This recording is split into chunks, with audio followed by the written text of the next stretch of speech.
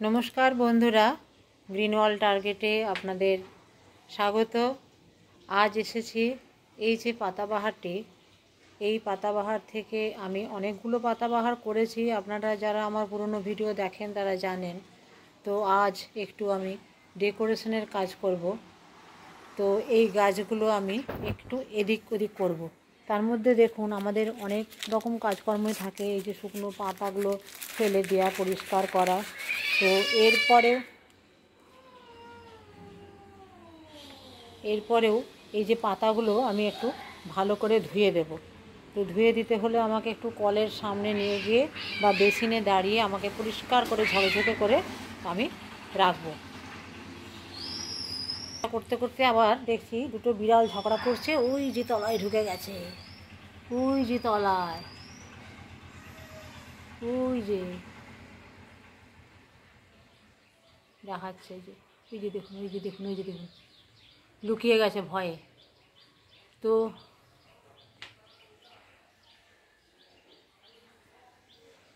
নমস্কার বন্ধুরা, গ্রিন ওয়াল টার্গেটে আপনাদের স্বাগত। আজ এসেছি এই পাতাবাহারটি নিয়ে। এই পাতাবাহারগুলো আমাদের বাড়ির উঠোন বাগান, ব্যালকনি বাগানে আমরা লাগিয়ে থাকি এবং বাড়ির ভেতরেও বিভিন্ন ডেকোরেশনের কাজেও আমরা এগুলো ব্যবহার করি। তার আগে যেটা করতে হবে, এই যে শুকনো পাতা যেগুলো, এগুলো একটু ভালো করে ছাড়িয়ে পরিষ্কার করে তারপর পাতাগুলো অবশ্যই ধুতে হবে। আমি বাড়ির ভেতরেও অনেক সময় গাছগুলো রাখি। এটা যেমন আছে আমার নিচের বারান্দার ব্যালকনিতে। তো এটা থেকে আমি আরও অনেকগুলো গাছ করেছি। আপনারা যারা আমার পুরনো ভিডিও দেখেছেন তারা জানেন। ব্যালকনি সাজাতেও যেমন, তেমনি বাড়ির ভেতরেও বিভিন্ন জায়গাতে ডেকোরেশনের কাজেও কিন্তু এগুলো খুব ভালো লাগে দেখতে। এদিক ওদিক মাঝে মাঝে আমি করে থাকি, আপনারা অনেকেই করেন। তো জানি আমরা যারা করি তাদের আমাদের এগুলো ভালো লাগে, মাঝে মাঝে একটু চেঞ্জ। আর এই যে গাছ করা দেখে চলে এসছে, দেখুন এই যে এখানে কতগুলো গাছ আমি করেছি। ওই একটা গাছ থেকেই কিন্তু এগুলো করা হয়েছে। তো এই গাছগুলো করেছি, আপনারা এরকম একটা থেকে অনেকগুলো করতে পারেন। আর এটা তো খুবই ভালো হচ্ছে, একদম ঝাপঝুপে হয়েছে। তো আমি সেটাই ভাবছি সে কোনটা বাড়ির সিঁড়িতে রাখলে ভালো হবে, আপনারাই বলবেন সেটা। দেখুন, আপনারা জানাবেন কোনটা রাখলে ভালো।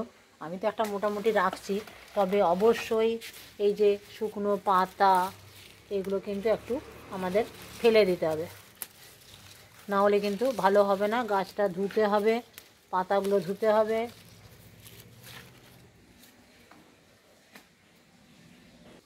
এই পাতাটাও খুব ভালো লাগে, অ্যাগলোনিমা, আবার অনেকে আলতা পাতা বলে থাকেন। এটার থেকেও আমি এই যে এটা করেছি। দেখুন বন্ধুরা, এটি আমি নিয়ে এসেছি। প্রচণ্ড হাই যে স্প্রেয়ারগুলো থাকে সেটা দিয়েও পাতাগুলো ধুয়ে দিলে হয়, কিন্তু সেটি আমার নেই। তাই কলের কাছে রেখে আমি পাতাগুলি একটু একটু করে ধোবো। ধুয়ে কোথায় রাখবো আমি আপনাদের দেখাচ্ছি। এই যে দেখুন, এই গাছটি আমি এখানটিতে রাখলাম।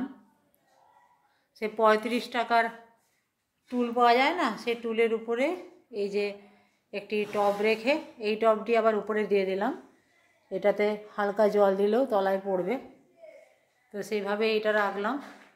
আর ওইখানটিতেও একটি রাখবো, ওই জানলার রোদটা আসে ওখানে। তবে একটা জিনিস জেনে রাখবেন যে গাছ কিন্তু, কিছু গাছ ইনডোর হলেও মাঝে মাঝে কিন্তু একটু রোদ্দুরে দিতে হয়।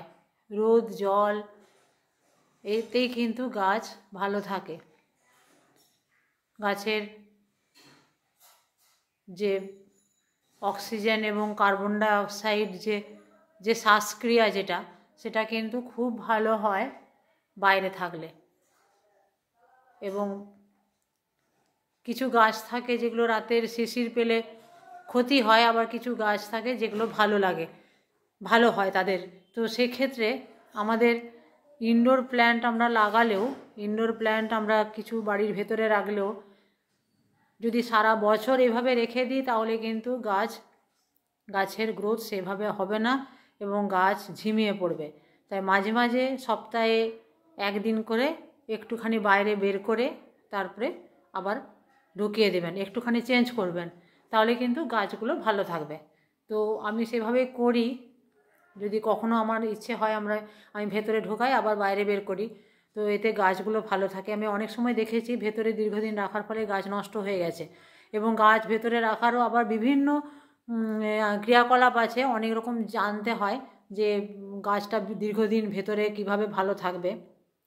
যাই হোক, আমাদের মেন উদ্দেশ্য কিন্তু গাছ লাগানো, তাই নয়? তো এই গাছ লাগাতে গেলে আমাদের তো কিছু সব সময় গাছ যে কিনতে হবে তা নয়, কিছু কালেকশন করলাম কোথা থেকে কালেকশন করে আমরা এইভাবে বাড়ির ভেতর বাইরে সাজাতেও পারি। এগুলো তো অ্যাকচুয়ালি শোভাবর্ধন করে। তো উঠোন বাগান, ব্যালকনি বাগান, এগুলোতে এই পাতাবাহারগুলো ভীষণ ভালো লাগে দেখতে, শোভাবর্ধন করে। আর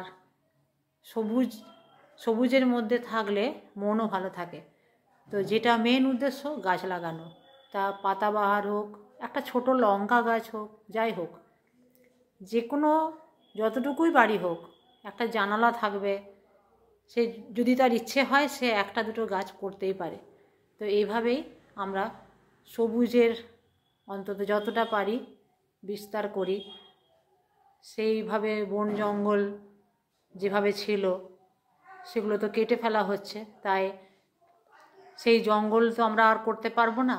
আমরা যতটুকু আমাদের এই ইট কাঠ পাথরের সিমেন্ট বালি তার উপরে ছাদে যতটুকু আমরা করতে পারি ততটুকুই ভালো। কিন্তু সেখানে বড় বড় গাছ যেভাবে কেটে ফেলা হচ্ছে তার তুলনায় এই ছোটো গাছগুলো কিচ্ছু নয়।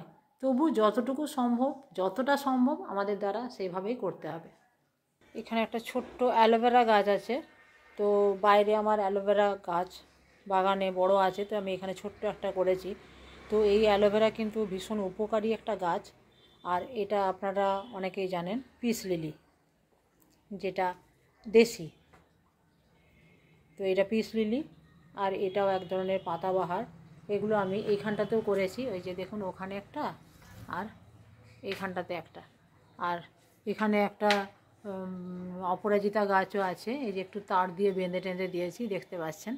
তো যাই হোক, আমি যেটাতে আসছিলাম, অ্যালোভেরা গাছ। অ্যালোভেরা ভীষণ উপকারী একটা গাছ। এই যে ডালটা এখান থেকে ধরুন কেটে দিলেন, কেটে দিয়ে কিছুক্ষণ একটা বাটির উপরে বা কোনো পাত্রের উপরে বা কাগজের উপরে উপর করে রেখে দিলেন, একটা হলুদ রস মতো বেরোবে, সেই রসটাকে বেরোতে দেবেন 1 ঘন্টা 2 ঘন্টা। তারপরে এই ছালটাকে ছাড়িয়ে সেইটা যদি মাথায় মাখেন, মাথায় খুশকি টুসকি কম হয় এবং স্কিনের পক্ষেও সেটা খুবই ভালো। তো অবশ্যই ওই হলুদ রঙের যে তরলটা একটা রস মতো, সেটাকে বের করে দিতে হবে। সেটাতে কিন্তু অনেকের অ্যালার্জি থাকে এবং অন্যান্য ক্ষতিও হয়, যেটা আমার জানি বা শুনেছি। তো সেই ধরনের ক্ষতিটা আটকাতে আমার এটা বলা। অনেকেই জানেন অ্যালোভেরা লাগালে বা অ্যালোভেরা কেটে লাগিয়ে দিলে হয়, তা কিন্তু নয়। অন্তত 1 ঘন্টা 2 ঘন্টা ওটাকে কেটে 1 ঘন্টা 2 ঘন্টা ওটাকে কেটে রসটাকে বের করে দিবেন। মুখটা ধরুন এখানটায় কাটলেন, তারপরে এটা এইভাবে দাঁড় করিয়ে রেখে দিলেন, দেখবেন রস, একটা হলুদ রঙের রস, একটা গোল্ডেন কালার সেই রকম রস বেরোবে। সেই রসটাকে 1 ঘন্টা 2 ঘন্টা বেরোতে দেবেন। তারপরে ছালটাকে ছাড়িয়ে এটাকে ছুরি করে এভাবে কেটে ভেতরে যে একটা জেলি মতো অংশ, সেই জেলি মতো অংশটা যদি মাথায় ঘষে মাখেন, তারপর স্কিনে নেন, তাহলে কিন্তু স্কিনের ভীষণ ভালো একটা ময়েশ্চারাইজার এটা, এবং মাথারও। তারপরে শ্যাম্পু করে নিলেন, দেখবেন মাঝে মাঝে এটা করলে কিন্তু খুশকি চলে যাবে। তো আজকের ভিডিওটি এই পর্যন্ত। আপনারা ভালো থাকবেন, কমেন্টে জানাবেন কেমন লাগলো। গাছ করুন, খুব ভালো থাকুন। আজ রাখি, দেখা হবে পরের ভিডিওতে।